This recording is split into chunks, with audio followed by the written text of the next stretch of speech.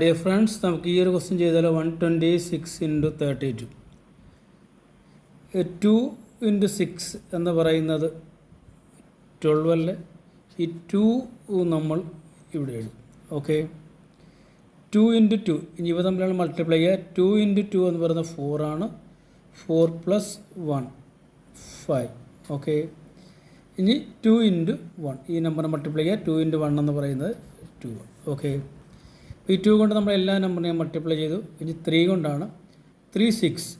3 into 6 എന്ന് പറയുന്നത് 18 അല്ലേ. ഈ 8 നമ്മൾ ഇവിടെ എഴുതും. ഓക്കെ, ഇവിടെയല്ല, ഇവിടെ.